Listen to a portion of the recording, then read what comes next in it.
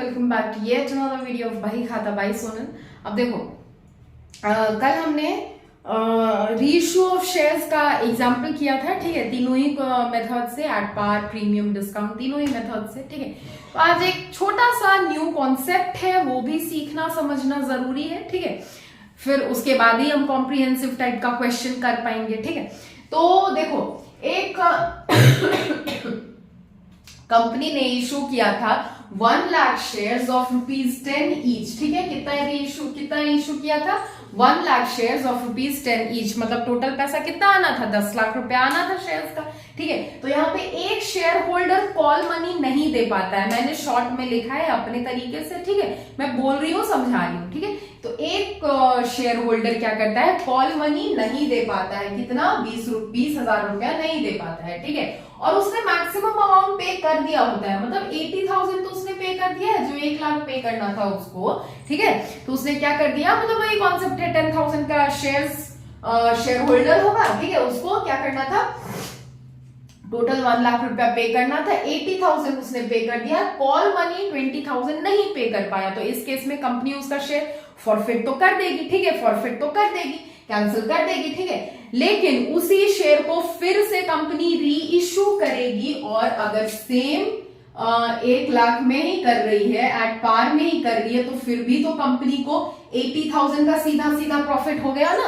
सीधा सीधा प्रॉफिट हुआ कि नहीं? क्योंकि कंपनी जो भी शेयर होल्डर मान के चलो कॉल मनी नहीं दे पा रहा है, तो क्या उसका एप्लीकेशन अलॉटमेंट मनी कंपनी वापस करती है पब्लिक को? नहीं करती है। वो पैसा कंपनी का सीधा सीधा प्रॉफिट हो जाता है, ठीक है।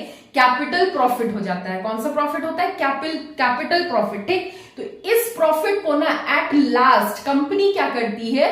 कैपिटल रिजर्व में ट्रांसफर कर देती है। कहां ट्रांसफर कर देती है? कैपिटल रिजर्व में ट्रांसफर कर देती है, ठीक है। तो इसका भी एंट्री होता है ट्रांसफर करने का, ठीक है। तो अगर एट पार में री इश्यू हुआ होगा शेयर, एट पार में री इश्यू हुआ होगा, तो कैपिटल रिजर्व में ट्रांसफर करने का एंट्री क्या है? Share forfeiture account debit to capital reserve account. क्या? Share forfeiture account debit to share capital reserve account. और कितना यहाँ पे ट्रांसफर होगा? तो जितना का कैपिटल रिजर्व, कैपिटल प्रॉफिट हुआ कंपनी को, उतना का, कितना का कैपिटल प्रॉफिट हुआ? 80,000 का हुआ, ठीक है, प्रॉफिट हुआ ना। तो 80,000 कंपनी ने ट्रांसफर कर दिया कैपिटल रिजर्व में, ठीक है। ये कब ये एंट्री होगा? जब एट पार पे री इशू होगा शेयर, तब, ठीक है ना। अगर प्रीमियम पे री इशू किया है शेयर, तो प्रीमियम पे इशू हुआ है, तो भी एंट्री वही होगा, share forfeiture account debit to capital reserve, क्योंकि प्रॉफिट तो इतना का ही हुआ ना, 80,000 का अभी तक, ठीक है, ठीक है, 80,000 का ही हुआ, तो 80,000 ट्रांसफर कर दिया, ठीक है, एट प्रीमियम के केस में। नाउ अगर डिस्काउंट पे एंट्री हुआ है, मतलब डिस्काउंट पे री इशू हुआ है शेयर, तो एंट्री क्या होगा? एंट्री तो वही होगा, share forfeiture account debit to share capital reserve account, ठीक है। लेकिन अमाउंट क्या हो जाएगा? जो 80,000 कैपिटल प्रॉफिट हुआ था, उसमें से कंपनी ने अगर मान के चलो 25% का डिस्काउंट सहा, तो कितना हो गया? 2.5 रुपया डिस्काउंट एक शेयर पे हुआ होगा, ठीक है। तो 10,000 शेयर पे 25,000 का डिस्काउंट, ठीक। तो उस कैपिटल प्रॉफिट में से हम डिस्काउंट का अमाउंट माइनस करेंगे। अब कैपिटल रिजर्व में हम कितना ट्रांसफर करेंगे? तो 55,000 ट्रांसफर करेंगे, ठीक है। कितना ट्रांसफर करेंगे? तो जो कैपिटल प्रॉफिट हुआ उसमें से हम माइनस कर देंगे जितना भी कंपनी को नुकसान हुआ, मतलब 25,000 नुकसान हुआ, ठीक है। 10,000 शेयर इंटू 2.5 रुपया ईच, ठीक है। तो 25,000 का डिस्काउंट हुआ। अब 80,000 में से 25,000 माइनस करोगे तो 55,000 का हमको कैपिटल रिजर्व में हम लास्ट में ट्रांसफर कर देंगे, ठीक है। तो ये कॉन्सेप्ट था एक, जहां कैपिटल प्रॉफिट को क्या किया जाता है? कैपिटल रिजर्व में एट लास्ट ट्रांसफर किया जाता है। एंट्री सेम होता है तीनों केसेस में, बस अमाउंट का थोड़ा डिफरेंस होता है, ठीक है। एंट्री क्या होता है? Share forfeiture account debit to capital reserve account. Par वाला केस है तो सीधा जितना का प्रॉफिट हुआ वो अमाउंट डाल दो, ठीक है। प्रीमियम का केस है, जो प्रॉफिट हुआ अमाउंट डाल दो। डिस्काउंट का केस है, तो जो कैपिटल प्रॉफिट हुआ है उसमें से जितना का डिस्काउंट आपने दिया है, मतलब जितना नुकसान वो माइनस करो, और जो अमाउंट आया उसको अमाउंट के कॉलम में डाल दो, ठीक है। चलो फिर ये कॉन्सेप्ट आई होप समझ में आया होगा, ठीक है। तो सॉल्व करें एक छोटा सा क्वेश्चन एग्जाम्पल। चलो फिर इसको कॉपी करो, आते हैं फिर एग्जाम्पल पे। अब देखो एक क्वेश्चन है, क्वेश्चन कहता है कि एक्स लिमिटेड फॉरफिटेड 200 शेयर्स, कितना शेयर फॉरफिट किया था? 200 शेयर्स ऑफ ₹10 ईच, ठीक है, 10 रुपया एक शेयर का दाम था और टोटल शेयर फॉरफिट किया था 200 शेयर्स, ठीक, ₹8 कॉल्ड अप, तो इस पे भी आएंगे, ठीक, on which he had paid application allotment money of ₹3 पर शेयर। अब देखो 10 रुपया का शेयर था, ठीक, कॉन्सेप्ट पहले समझो, 200 शेयर्स था, एक शेयर का कितना दाम था? ₹10, ठीक है, लेकिन इस पे पेमेंट कितना हो चुका था? ₹3 पेड था, ठीक है, तो अब कितना बचा? अब आप बोलोगे 7 रुपया बचा, तो जी नहीं, क्योंकि यहाँ पे क्या बोला है? ₹8 कॉल्ड, 10 रुपया का शेयर तो था, लेकिन कंपनी ने इसके बदले 8 रुपया ही मांगा था, 10 रुपया के बदले 8 रुपया ही मांगा था, ठीक है, तो अगर 8 रुपया मांगा था, कंपनी को 3 रुपया मिल चुका है, तो कितना नहीं मिला? 5 रुपया नहीं मिला, ठीक है, 5 रुपया नहीं मिला, तो हम फॉरफिचर का एंट्री करेंगे, तो इंटू 5 करेंगे ना कॉल सिनेरियर का, जो पैसा नहीं मिला उसका हम इंटू 5 करेंगे, तो ये बात को याद रखना, ठीक है, आपको जैसे लिखना है इसको लिखो, ठीक है, इंपॉर्टेंट है, ठीक।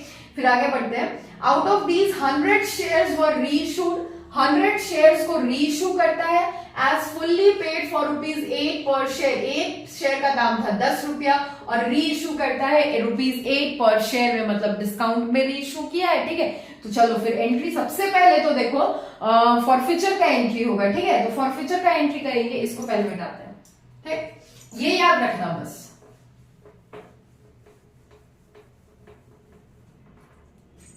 चलो फॉरफिचर का एंट्री पहले करते हैं, तो एंट्री क्या होगा?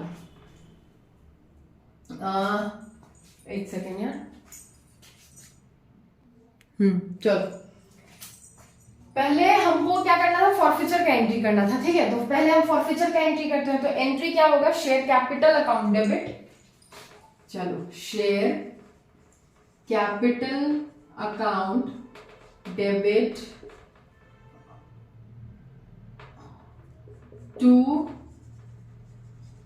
अब देखो जो पैसा नहीं मिलता है उसको हम क्रेडिट करते हैं, ठीक है, तो यहाँ पे क्लियरली तो नहीं बोल रहा है कि फर्स्ट कॉल या सेकेंड एंड फाइनल कॉल का पैसा नहीं मिला है, तो जो पैसा नहीं मिलता है मतलब पैसा डूब गया, तो हम उसको कॉल इन एरियर बोलते हैं, तो हम कॉल इन एरियर लिख देते हैं उसको, ठीक है, कॉल इन एरियर लिख देते हैं, to calls in arrear account to share forfeiture account, ठीक है। अब देखो अमाउंट कैसे लिखेंगे, तो अमाउंट इसमें क्या कितना हो जाएगा? 200 इंटू ₹10 नहीं होगा, 8 रुपया ही मांगा था ना, तो टोटल कितना मिलना था?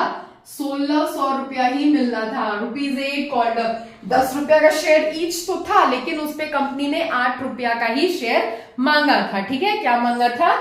8 रुपया का ही शेयर मांगा था कंपनी ने, ठीक है, तो 200 इंटू 8 1600 हो जाएगा share capital. 2 calls in arrear, कितना पैसा नहीं मिला, तो कितना पैसा नहीं मिला? 200 इंटू ₹5 नहीं मिला, मतलब 1000 पैसा नहीं मिला, और कितना पैसा मिला? तो 200 इंटू कितना मिला? ₹3 मिला ना, तो 600 रुपया मिला, 1600 1600 हो गया, ये फॉरफिचर का एंट्री हो गया, ठीक है। अब हमको करना है रीइश्यू का एंट्री, ठीक, तो इसको कॉपी करो, फिर करते हैं रीइश्यू का एंट्री, ये है फर्स्ट एंट्री, ठीक है, फिर करते हैं हम रीइश्यू का एंट्री।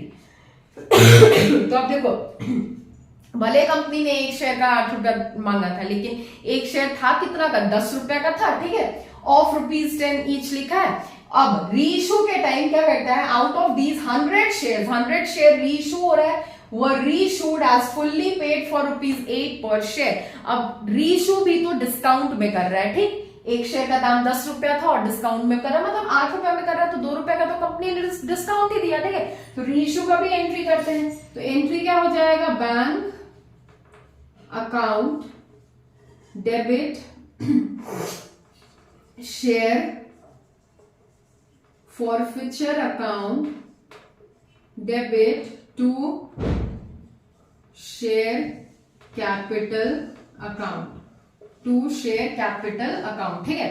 अब यहाँ पे अमाउंट कैसे कैसे जाएगा, तो देखो बैंक में कितना आएगा, तो 100 इंटू ₹8, 8 रुपया में री इशू किया है ना, तो 800 आएगा पैसा। अब शेयर फॉरफीचर यहाँ तो डिस्काउंट वाला जाता है, तो 100 शेयर इंटू ₹2 का डिस्काउंट दिया तो 200। अब टोटल कितना हो जाएगा, तो 1000। ठीक है, री इशू का एंट्री ये हो गया। अब लास्ट एंट्री हमको करना है प्रॉफिट ऑन कैपिटल रिजर्व। पहले तो कैलकुलेट करना होगा। देखो जब भी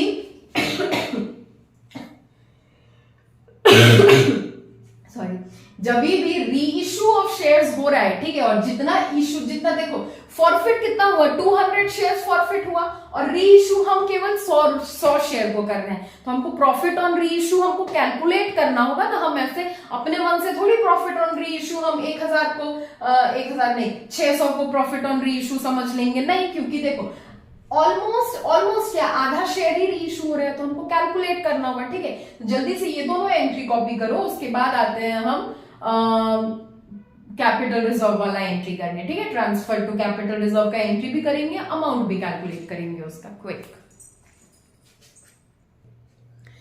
नाउ देखो आप लोग ना, मैंने यहाँ पे एंट्री मिटा दिया है, लेकिन आप लोग तो लिखे होंगे, ठीक है, तो उसको अच्छे से देखना, हम बोलेंगे देखना एंट्री, जिस एंट्री का बात करें वहां पे नजर डालना। ठीक है, तो चलो कैपिटल रिजर्व का पहले एंट्री करते हैं। पहले हम एंट्री पास कर लेते हैं। तो एंट्री क्या होता है, share forfeiture account debit to capital reserve account. ठीक है, अब हमको अमाउंट पुट करना है। ठीक, तो इसके लिए हमको कैलकुलेट करना होगा। क्यों कैलकुलेट करना होगा मैंने बताया। ठीक है, तो इसके लिए हम कैलकुलेट कैसे करेंगे, तो देखो प्रॉफिट हम अगर 200 शेयर्स का बात करें, ठीक है, 200 शेयर्स का बात करें तो कितना का प्रॉफिट हो रहा था, 200 शेयर्स पे कितना का प्रॉफिट हो रहा है, जितना पैसा आता है कंपनी के पास वही तो उसका सीधा सीधा कैपिटल प्रॉफिट हो जाता है ना। तो कितना आया, 200 शेयर्स पे ₹3 ईच आया था। ठीक है, तो ₹3 ईच अगर हम करेंगे तो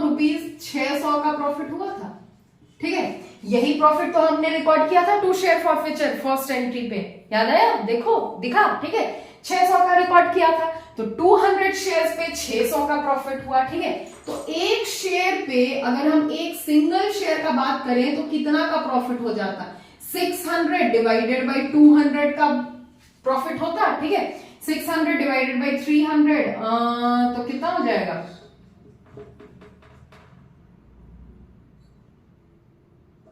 3। ठीक है, चलो इसको अभी हम नहीं काटते हैं। ठीक, इसको अभी हम नहीं करते हैं। ठीक है, इतना। ठीक, अब हम बात करेंगे 100 शेयर का, तो 100 शेयर्स पे कितना का प्रॉफिट हो जाएगा, तो 600 डिवाइडेड बाई 200 इंटू 100 कितना का प्रॉफिट हो जाएगा, तो 300 का प्रॉफिट हो जाएगा। ठीक है, 300 का ये प्रॉफिट तो आया, लेकिन ये प्रॉफिट हम डायरेक्टली यहां नहीं लिखेंगे। अब देखो 300 का प्रॉफिट तो आया, लेकिन इस 300 में से हमने अगेन शेयर फॉरफिचर को डेबिट किया था, जो री इशू वाले केस में किया था ना। शेयर फॉरफिचर को देखो, री इशू का एंट्री पास किया तो शेयर फॉरफिचर को अगेन हमने डेबिट किया, और कितने रुपए से किया था, 200 से डेबिट किया था। वो 200 रुपए कहां से आया, इसी प्रॉफिट में से हमने 200 रुपया लिया था। ठीक है, तो 200 रुपया ले लिया है हमने, तो 300 में से अगर 200 ऑलरेडी यूज हो चुका है, तो अब कितना बचा, 100 ही ना बचा। ठीक है, तो 100 को हम ट्रांसफर कर देंगे कैपिटल रिजर्व में। कहां ट्रांसफर करेंगे, कैपिटल रिजर्व में। ठीक है, 200 रुपया ऑलरेडी यूज हो गया है। शेयर फॉरफिचर को हमने डेबिट किया था डिस्काउंट ऑन री इशू का, जब हम एंट्री पास करे थे इसी क्वेश्चन का सेकेंड एंट्री। ठीक है, वहां पे देखो एंट्री में। ठीक, तो वहां पे 200 का हमने ऑलरेडी यूज कर लिया, और वो 200 कहां से आया था, तो इस 300 में से आया था। ठीक है, तो अगर 300 में से आप 200 ऑलरेडी यूज कर चुके होंगे, तो कितना बचेगा आपके पास, 100 ही ना बचेगा, 100 रुपीज। तो वो 100 रुपीज कैपिटल रिजर्व में ट्रांसफर कर दो, आपका क्वेश्चन सॉल्व हो गया। ठीक है, अब अगर बहुत ज्यादा देखो, बहुत ज्यादा डिफिकल्ट नहीं है क्वेश्चन, इजी, मतलब कॉन्सेप्ट इजी है। हाँ, बस आपको थोड़ा कंसंट्रेटेड रहना होगा, प्रैक्टिस करना होगा, ठीक है। तो इलस्ट्रेशंस में, एग्जांपल्स में, बुक में भी काफी क्वेश्चंस होंगे कैपिटल रिजर्व के, उसको सॉल्व करो, ठीक है। हमको लगता है कि कोई भी प्रॉब्लम होगा, आपको प्रॉब्लम हुआ तो फिर 2-3 बार देखो ना, कॉन्सेप्ट को समझो, ठीक है। जब तक समझ ना जाओ तब तक एकदम मतलब क्या बोले दूसरा टॉपिक स्टार्ट ही ना करो, ठीक है। तो फिर ये क्वेश्चन यहाँ पे आके सॉल्व होता है। ये था मेथड। सब इसको आप रफ में मत करना, इसको वर्किंग नोट में शो करोगे। कहाँ शो करोगे? वर्किंग नोट में शो करोगे, ठीक है। वर्किंग नोट में इसको शो करोगे, रफ में मत करना, ठीक है। वर्किंग नोट में शो करना, ठीक। चलो फिर अब आज के वीडियो को यहीं पे रोकते हैं, ठीक है। फिर मिलते हैं अब नेक्स्ट क्वेश्चंस के साथ, इंटरेस्टिंग क्वेश्चंस के साथ मिलते हैं। बुक के क्वेश्चन भी सॉल्व करेंगे हम, ठीक है। तो फिर चलो फिर क्लास 12 में आप नए हो, इधर हम नए हैं, तो साथ मिलकर बढ़ते हैं, पढ़ते हैं, सीखते हैं, समझते हैं, एंजॉय करते हैं अपनी जर्नी को। अब बोलोगे नए हो मतलब क्लास 12 में कब तक नए रहोगे? जब तक आपका रिजल्ट नहीं आ जाता ना 12 का, तब तक आप नए ही रहोगे, ठीक है। फिर चलो bye, do like, share, subscribe and comment too. Bye, thank you.